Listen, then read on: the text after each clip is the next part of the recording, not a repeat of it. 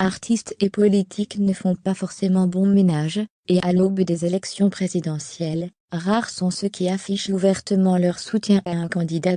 Princesse Erika a choisi de ne pas se cacher, mais limite ses prises de position, se souvenant du sort qui a été réservé à l'un de ses collègues, Doc Gineco, qui avait soutenu Nicolas Sarkozy.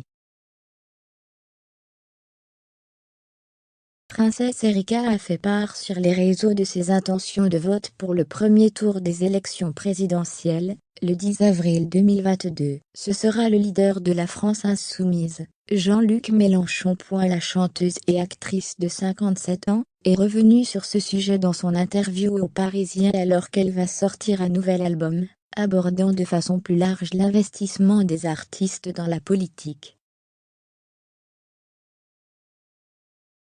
Une chose délicate selon elle, se souvenant de ce qui est arrivé à son ami Doc Gineco.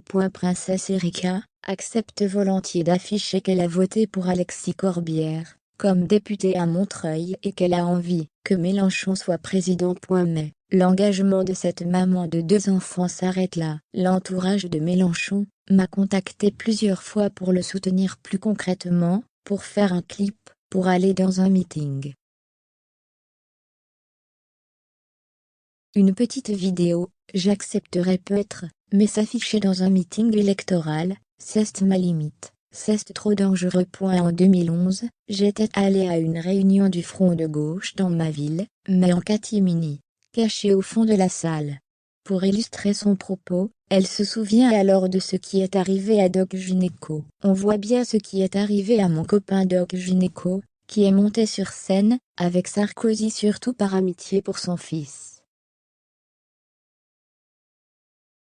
Après il a morflé. Doc Gineco, et les Sarkozy. Après la campagne présidentielle de 2007, et son inattendu soutien à Nicolas Sarkozy, Doc Gineco a vécu une véritable descente aux enfers. Moqué dans les médias, renié par son public, le rappeur avait progressivement disparu de la circulation. Obligé de s'inscrire à Pôle emploi. Il y a 10 ans sur RTL, il était revenu sur cette douloureuse période. Les gens sont devenus fous lorsqu'ils ont vu la photo de moi et Sarkozy. Ils n'ont pas su la lire vraiment. Ouvrez les parenthèses. Les gens avaient absolument envie de me voir mort, analyse-t-il. Aujourd'hui, le doc affirme ne plus vouloir se mêler de politique après cette douloureuse expérience et jure qu'on ne l'y reprendra plus. Tu risques ta vie, je ne savais pas que les extrémistes, ils étaient fous, je ne savais pas que les gens, ils pouvaient tuer pour des idées.